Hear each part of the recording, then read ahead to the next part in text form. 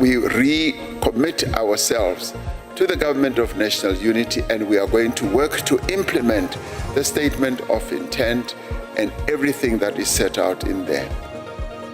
uMongameli Ramaphosa uthi awuzukudodobala urhulumente wembumba nanjengokumele ukuqubisana nemingeni ejamele emeneli.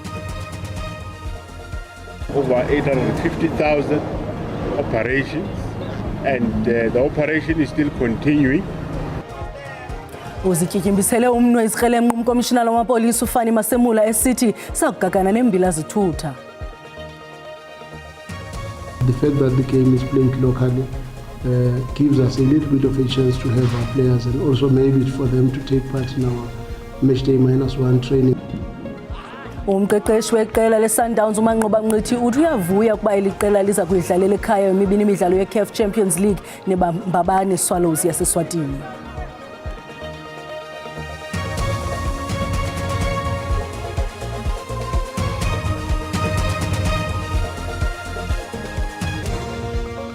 Malone Makhayana nguvimba wangokuhlwanje.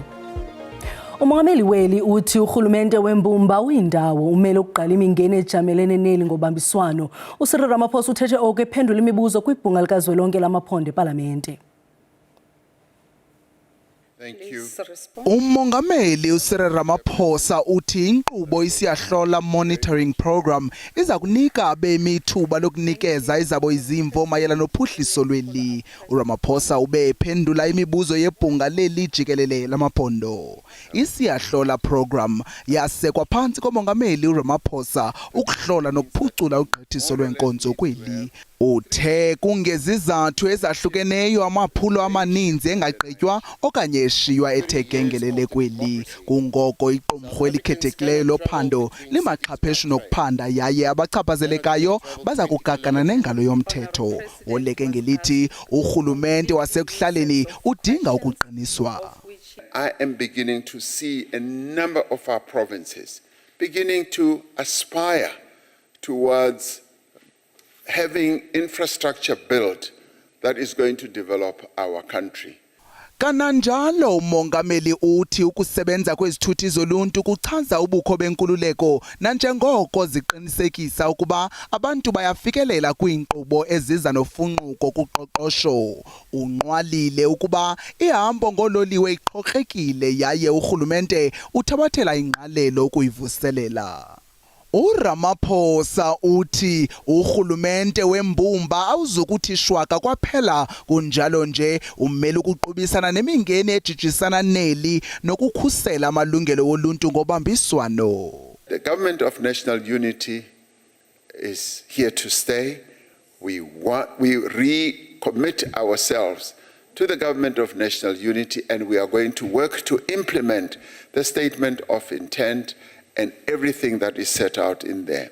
And that includes improving our economy, growing our economy, creating jobs, making sure that there continues to be rule of law, increasing the capacity and improving the capacity of the state, and addressing the issues of poverty and inequality.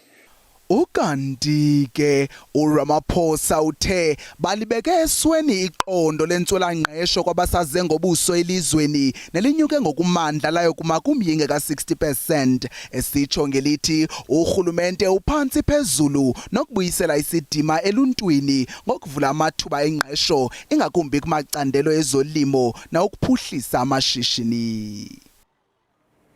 iDA igrogrise ngokubhenela kwiinkundla zamatyala ukuba umongameli Cyril Ramaphosa uye wawutyikityela emthethweni umthetho oyilwayo wemfundo esisiseko nowaziwa njengeBella Bill okuqinisekiswe inkokheli yeliqela kwangumphathiswa wezolimo uJohn Steenhuisen kwintetha yakhe eKapa. Umongameli kulindeleka utyikitye ngomso lomthetho oyilwayo.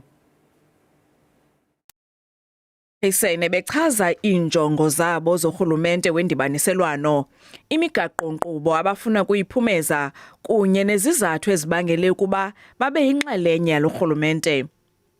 Uthi nakuba beyinxalenye yeGNU abahambisani nokutyikitywa kweBella Bill ibe ngumthetho kwakunye neNHI.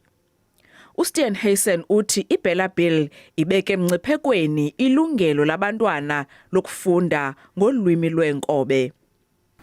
What I have said we would do is look very carefully at going to court to challenge the aspects of the bill that we believe are wrong, and we are principled and committed to doing so if that is the course of action that the President chooses to follow.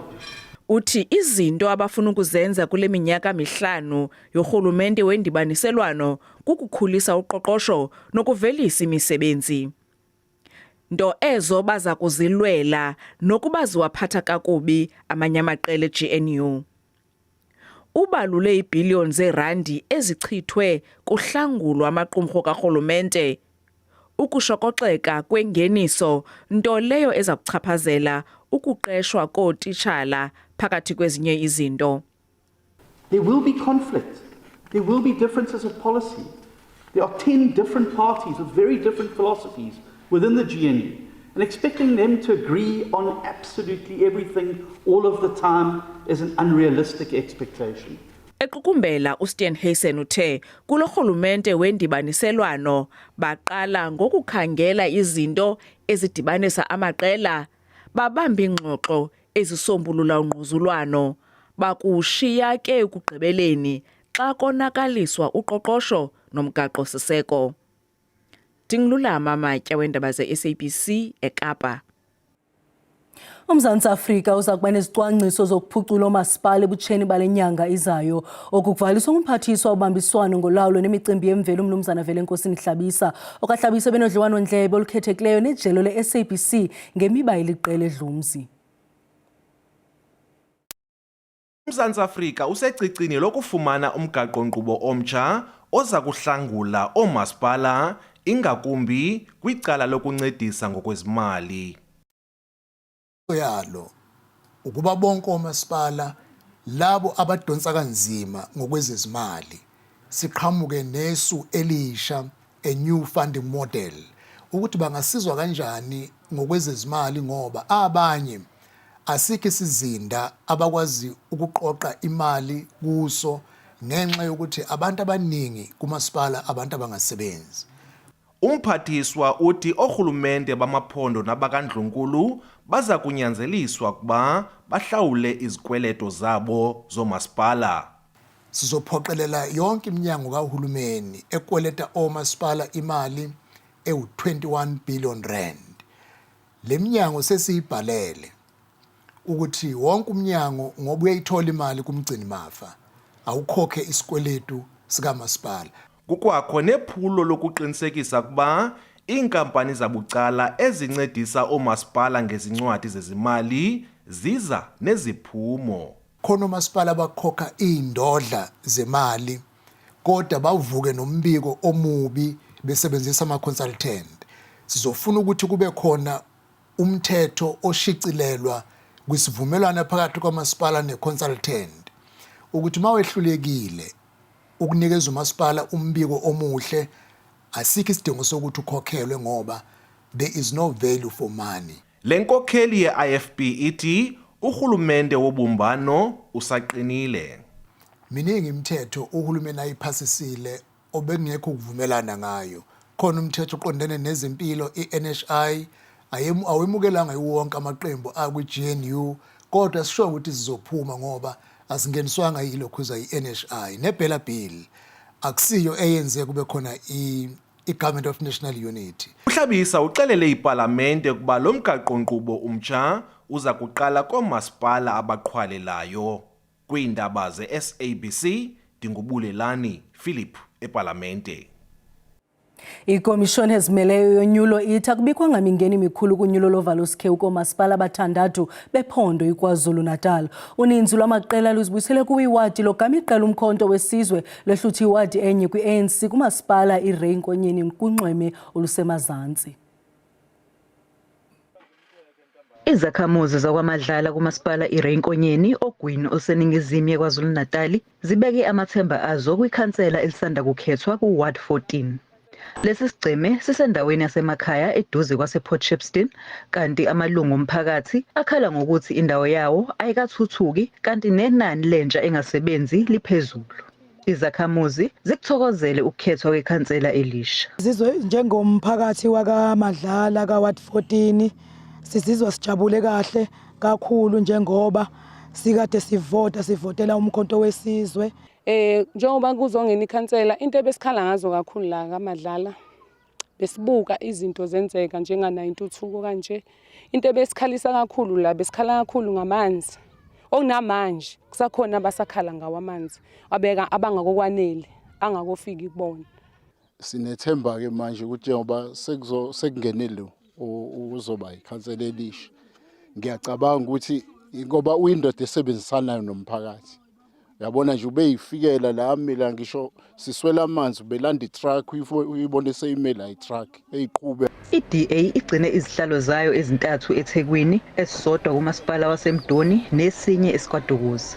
iANC igcine izihlalo ezimbili yahlulwa yiqembu leMK kuWard 14 kumasipala iReinkonyeni. Kwathi iIFP yagcina kuWard 4 eNkandla. IIC ithi azikho izingqinamba ezibikiwe kulolu khetho lokuchibiyela. Abantu ke abaphumanga kakhulu kulama by-election. I-voter turnout i-average eye-province yaKwaZulu-Natal ibe u-40%. Amaqembu asanesikhathi kuze kube ihora lesihlanu ntambama ngolwesihlanu ukuthi afake izikhalo. Ngingononhlakanipho Magwaza ezindabeni ze-SABC eReinkonyeni.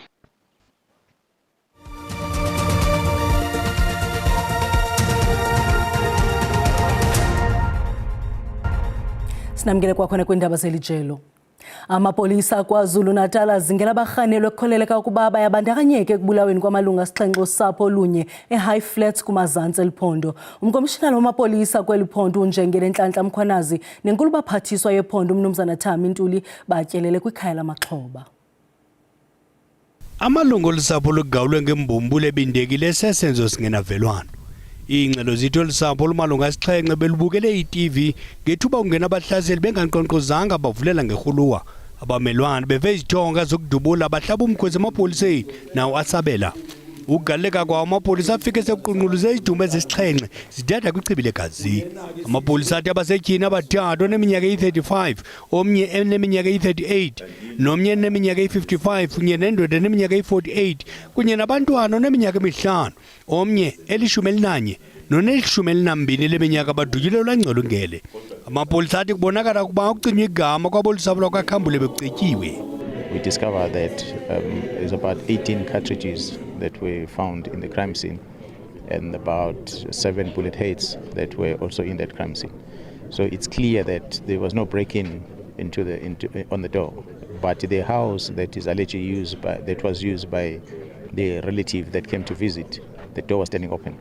So it appears that perhaps they might have started there and take that person to the house where the family was sitting and watching television just before 8, because the door was open and the assailant went inside and they shot all of them. Urhulumente wephondo KwaZulu-Natal uza kulixhasa ulusapho.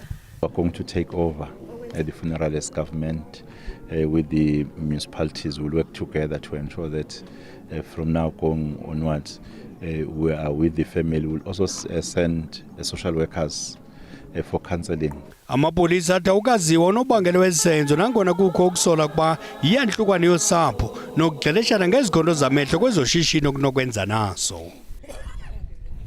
Umkomishinala wamapolisa uNjengele Fani Masemula uthi akho sithuba sezikrelemnqa kweli loMzantsi Afrika. Kule nyanga igqithileyo amapolisa anqakula abarhanelwa abayi-85,000 kweli jikelele ngeziganeko eziliqela zolwaphulo-mthetho. Ulwaphulo-mthetho luthe qolo kweli loMzantsi Afrika. Ingxelo zakutshanje zabakwa-Stats SA zibonise ukunyuka kolwaphulo-mthetho bunobuzaza obuquka ukubulala nokuhlawulisa imali ekuthiwa yekhuseleko i-extortion fee ngabula makhumsha eNtshona Koloni, eGauteng, KwaZulu-Natal naseMpuma Koloni.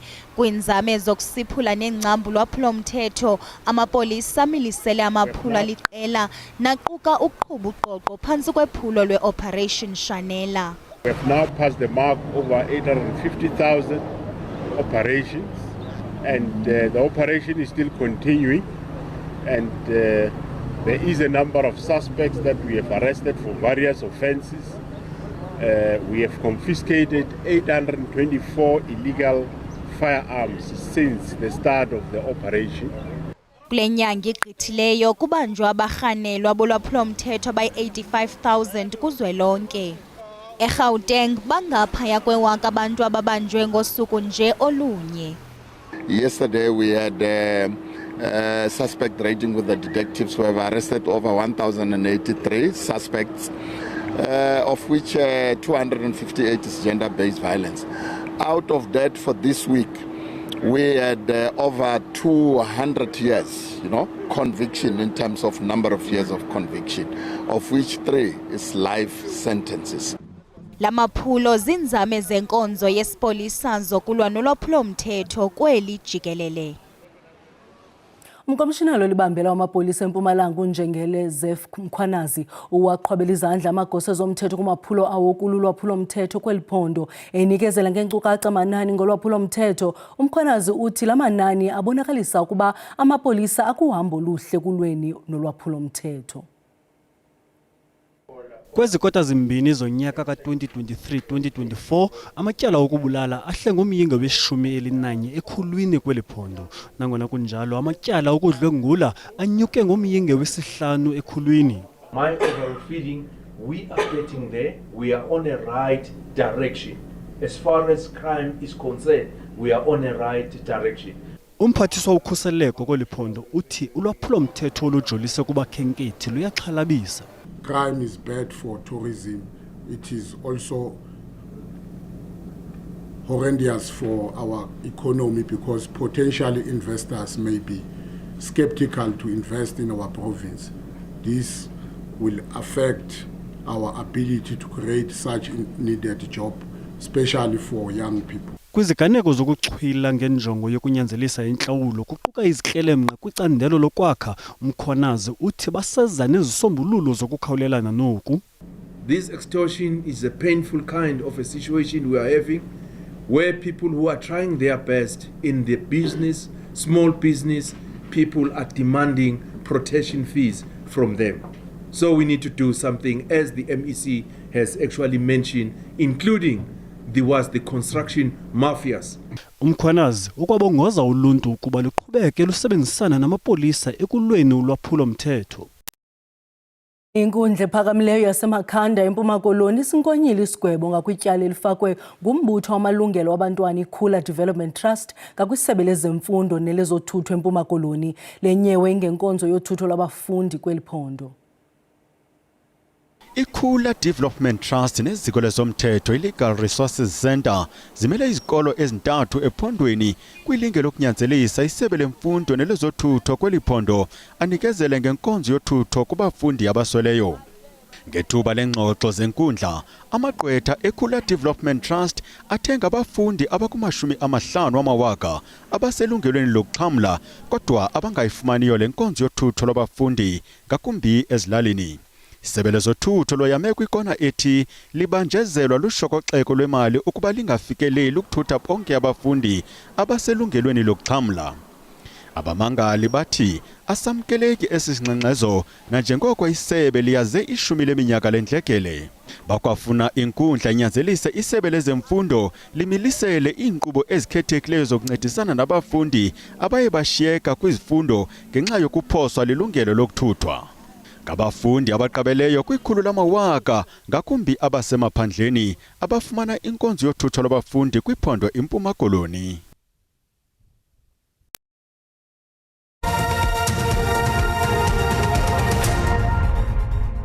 Umqeqeshi weMamelodi Sundowns uManqoba Mnqithi uthi uchulumancile ukuba yomibini imilenze yemidlalo yokuqala yeCAF Champions League iza kudlalelwa ekhaya. iBrazilians iza kunquzulana neMbabane Swallows yaseSwatini kwibala eliqhelileyo iLucas Moripe eAtteridgeville ngokuhlokwa ngomgqibelo. Umlenze wesibini uza kudlalelwa eLoftus Versfeld kwimpelaveki elandelayo.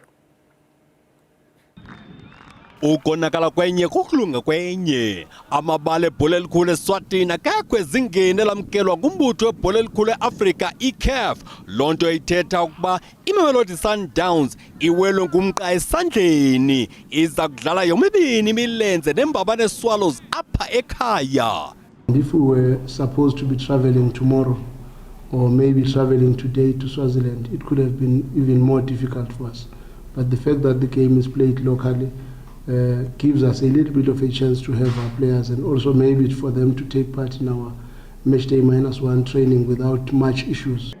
Intshatsheli zomzantsi Afrika zakuhlaba zikhangele kweliqela laseSwatini neliqubule iFerroviário Beira yaseMozambique kumjikelo oqala. uDennis Onyango nomshishi kuphela kwabadlali abebekho idawana liphumelela iChampions League ngo-2016. The Champions League is all over the world, and it gives more advantage to the players to show what they can do. You've seen players when they go play in the semi-finals or the group stages, because now the games are being televised.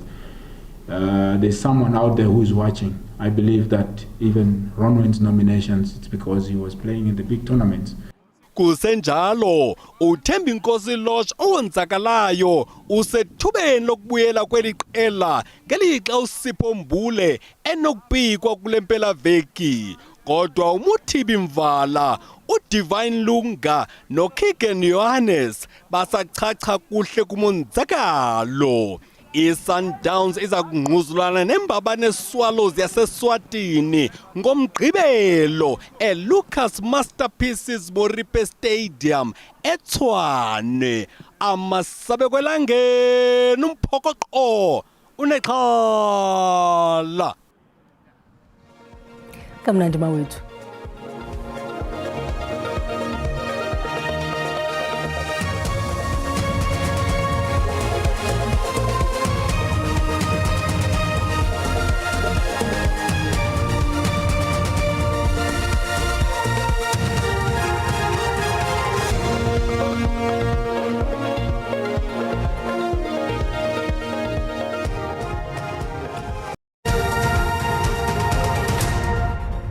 Botani Msonsundu ngicela sikhongozele nalo uqikelelo lomozulu masiqale ke ngokuhlanje nalapho sibonto balithe rhwelele ngamafu ezulu kwendawo ezikumzantsi ntshona welizwe ukugutha njalo ukujonga phaya kwendawo ezigudlunqemelwa sempuma koloni ukonyukela ke kwendawo ezifana naphaya eNorthwest kanti ke mukela ukulindeleke kaloku intshizane ezithe qa phaya kwendawo ezigudlunqemelwa sempuma koloni KwaZulu Natal kuyakudika phaya eMpumalanga ngomso ke mbukela kho kwamvula ezilindelekileyo kodwa limathumba ntaka kwiindawo ezikumntla-mpuma welizwe ukwehlela phaya kwendawo ezigudlunqemelwa phaya empuma koloni ngokunjalo nakwindawo ezekumzantsi ntshona welizwe masijonge into ba iSouth African Weather Service isilumkisa ngantoni na ndingatsho ke mbukeli ndithi kuqhaqhaphela kaloku ezandudumo ezimandla ezilindelekileyo kwindawo ezikumzantsi ntshona wapha KwaZulu Natal kanti ke silindelele nokulatyuza kwamaza pha kwindawo ezigudlunqemelwa sempuma koloni kanti ke ngomso mbukeli imozulu ithanda ukoma futhi nomoya ingadala ke ukunwenwa kwemililo yamadlelo kwindawo ezikumbindi mpuma welizwe ngokunjalo naphaya kwindawo eziphakamileyo sempuma koloni ukonyukela pha ePitoli nasePulukwane